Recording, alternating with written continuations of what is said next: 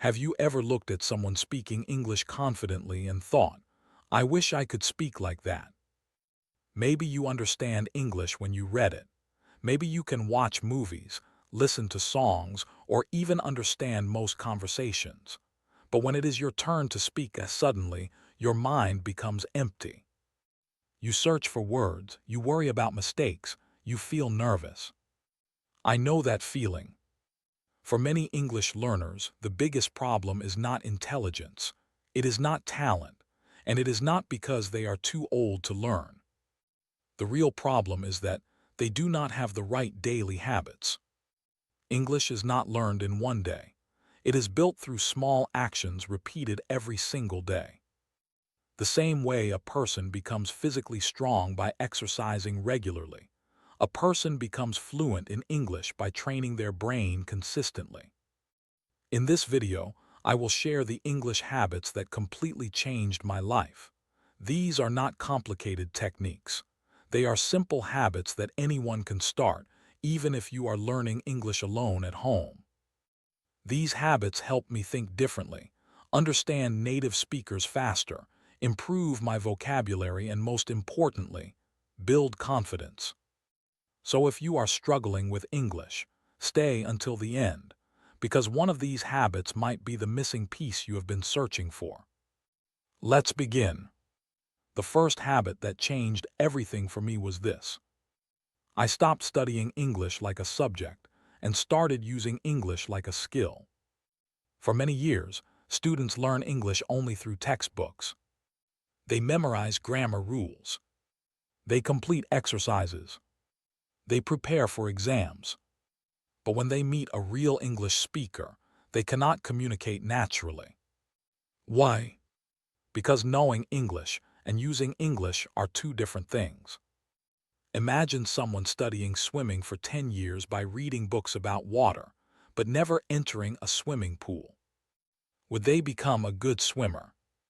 Of course not. English works the same way. You cannot become fluent only by collecting grammar rules inside your mind. You need practice. You need exposure. You need interaction with the language. Research in language acquisition shows that active use and regular exposure are important parts of developing language ability. The brain strengthens connections when we repeatedly hear, understand, and produce language. That means every time you listen to English, speak English, write English, or think in English, you are training your brain. So I changed my approach. Instead of asking, how many grammar rules do I know? I started asking, how much English am I actually using every day? This small change completely transformed my learning. I started listening to English videos while doing daily activities. I started reading short articles. I started speaking simple sentences even when nobody was around. At first, it felt uncomfortable. My sentences were not perfect. My pronunciation was not perfect. My vocabulary was limited. But I learned something important. Confidence does not come before practice. Confidence comes because of practice. Many learners wait until they become perfect before speaking. But perfection is the enemy of progress. A child learning their first language makes thousands of mistakes. They pronounce words incorrectly. They create wrong sentences. But they continue speaking. And because they continue, they improve. You need the same mindset. Your goal is not to speak perfect English tomorrow. Your goal is to become slightly better than yesterday. A simple habit that helped me was creating an English time every day. Just 30 minutes. During those 30 minutes, English was my only focus. I listened. I repeated. I learned. I practiced. It did not matter if I had a busy day. Even on difficult days, I tried to keep the habit alive. Because consistency is more powerful than motivation. Motivation comes and goes. Some days you feel excited. Some days you feel tired, but habits keep you moving even when motivation disappears. Think about brushing your teeth.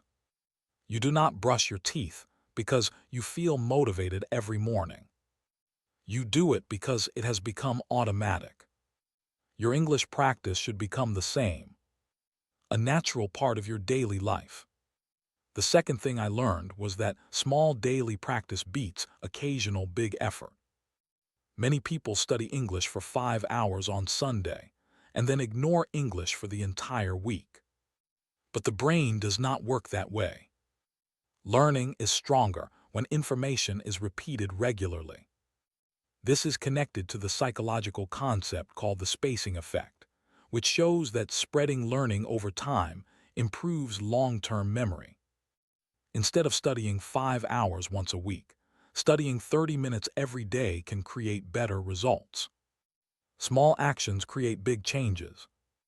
Reading 1 page, learning 5 new words, listening to 10 minutes of English, speaking for 5 minutes.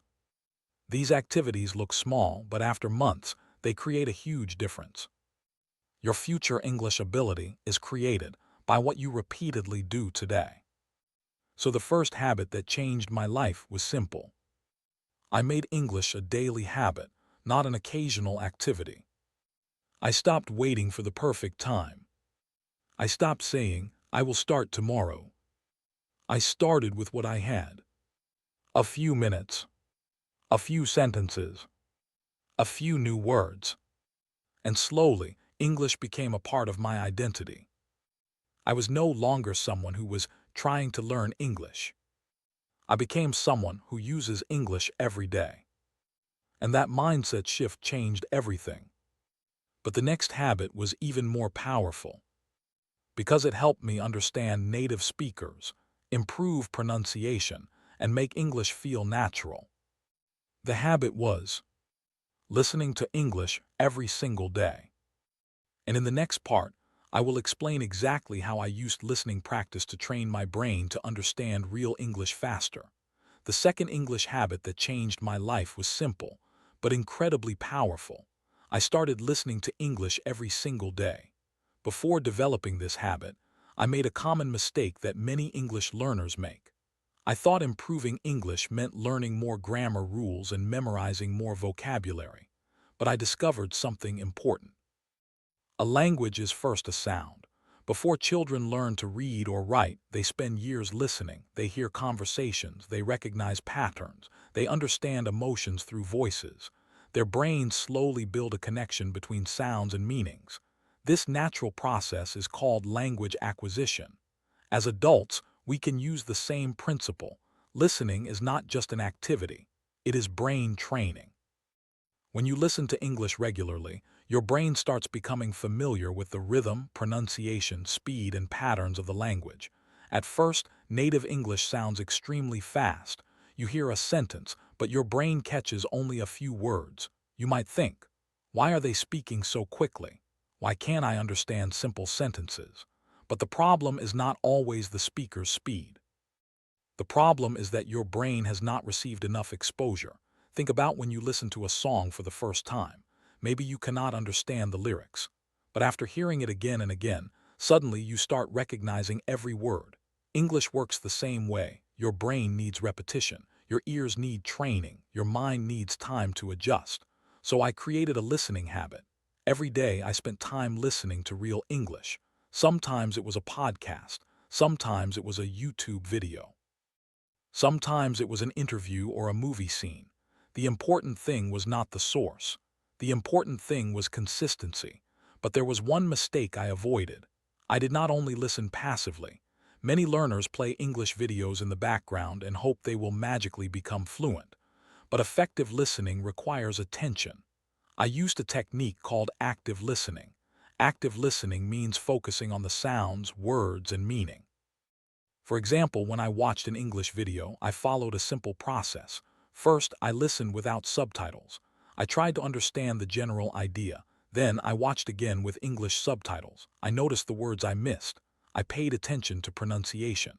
I listened again and repeated important sentences. This process trained my ears and improved my speaking ability.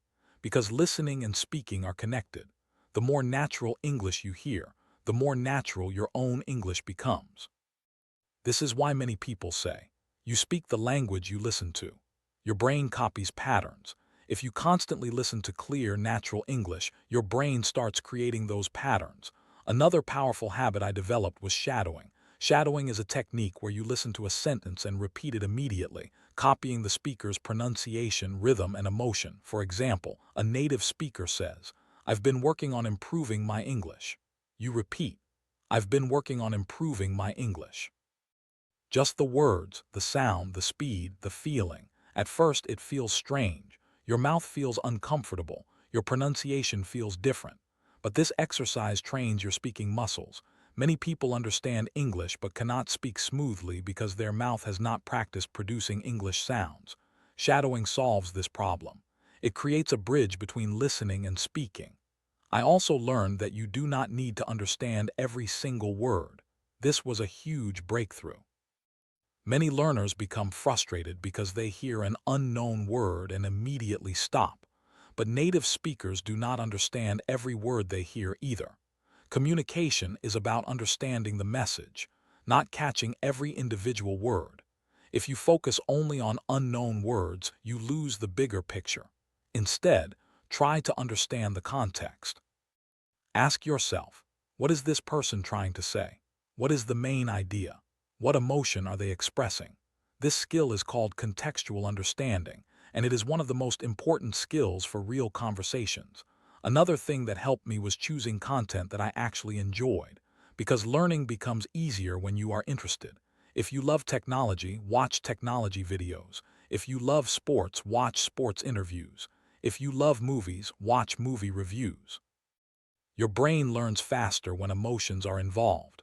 Research in psychology shows that emotional connection can improve memory and attention. So do not force yourself to study boring material all the time. Bring English into your hobbies. Make English part of your lifestyle. One of my biggest lessons was this. You do not need to move to an English-speaking country to improve your English. You can create an English environment wherever you are. Your phone can become your classroom.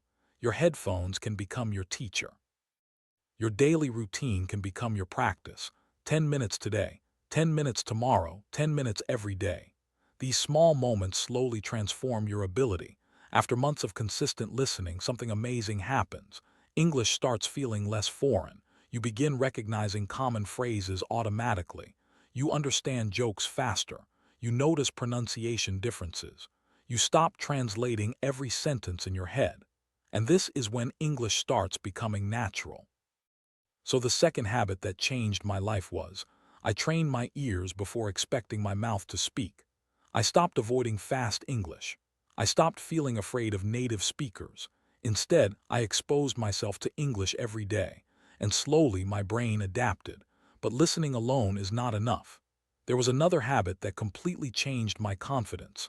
A habit that forced me to stop being a silent learner and become an active English user. That habit was speaking English alone every day. And in the next part, I will share how practicing alone helped me overcome fear and finally speak with confidence. The third English habit that changed my life was something that many learners ignore. It was simple. It was free. And anyone could do it. I started speaking English alone every day. Now you might be thinking, speaking alone, how can that help me become a better speaker? At first, I had the same question. I thought speaking practice only worked when you had another person in front of you. A teacher, a friend, a native speaker. But I discovered something important. Before you can speak confidently with others, you need to train yourself to speak without fear. Many English learners have enough knowledge to communicate, but they stay silent because of one major problem: fear of making mistakes. They think, what if my grammar is wrong? What if people laugh at my pronunciation? What if I forget a word? This fear creates a mental barrier. And the only way to break that barrier is through repeated speaking practice. Speaking alone gave me a safe environment where I could make mistakes without pressure. Nobody was judging me. Nobody was correcting every sentence. I could experiment. I could improve. I could become comfortable with my own voice in English. One of the first techniques I used was talking about my daily life. It was extremely simple. I described what I was doing. For example, I am making tea. I am going to work. Today I learned something new. I am planning my goals for this week. These sentences were not advanced. They were basic. But basic sentences create a strong foundation. Fluency is not built by knowing complicated words. Fluency is built by being able to express simple ideas quickly and naturally. Many learners make the mistake of trying to sound intelligent. They search for difficult vocabulary. They create complicated sentences. But real communication is usually simple. Look at how native speakers communicate every day. They do not use complex words in every sentence. They use common words effectively. The goal is not to impress people with vocabulary. The goal is to connect with people. Another speaking habit that helped me was the 1-minute speaking challenge. Every day, I chose one topic and spoke about it for 1 minute. The topic could be anything. My favorite movie, my childhood memories, my future goals, a recent experience, a person I admire. At the beginning, 1 minute felt extremely long. I would stop. I would search for words. I would repeat sentences. But after practicing regularly, something changed. My brain became faster. I started finding words more easily. My sentences became smoother. This happens because speaking is a skill, and skills improve through repetition. Think about professional athletes. A football player does not become better by only watching games. They practice the same movements again and again. A musician does not master an instrument by reading about music. They practice playing. Speaking English works the same way. You have to use the skill to improve the skill. Another powerful habit I developed was recording my own voice. At first, I hated listening to my recordings. It felt uncomfortable. I noticed every mistake. My pronunciation sounded different from what I imagined. But this was actually one of the best learning tools. When you record yourself, you become your own teacher. You can hear problems that you cannot notice while speaking. Maybe you speak too quickly. Maybe certain sounds are unclear. Maybe you repeat the same words too often. Recording helps you identify areas for improvement. Many professional speakers and language learners use this technique because feedback is essential for growth. You cannot improve something you never observe. Another important lesson I learned was, do not wait until you feel confident to speak. Speak until you become confident. Many people believe confidence is the starting point. But confidence is actually the result of action. Imagine learning to ride a bicycle. Would you wait until you feel completely confident before getting on the bicycle? No. You practice. You fall. You adjust. You improve. Confidence comes from experience. English is exactly the same. Every conversation you have, every sentence you speak, every mistake you make, all of these experiences build confidence. I also started thinking in English. This habit made a huge difference. Most beginners translate everything. They think in their native language. Then they convert the sentence into English. This process takes time. For example, someone thinks, I need to go to the market. They first create the sentence in their native language. Then they translate it. By the time they finish, the conversation has already moved forward. Thinking directly in English reduces this delay. Start with small thoughts. Instead of thinking, I need to translate this sentence. Think, I am tired. I need water. I will call my friend. Simple thoughts train your brain to create English naturally. Over time, these small thoughts become automatic. The goal is not to think complicated ideas immediately. The goal is to create an English thinking habit. Another thing that changed my progress was accepting mistakes. I realized that mistakes are not proof that I am bad at English. Mistakes are proof that I am practicing.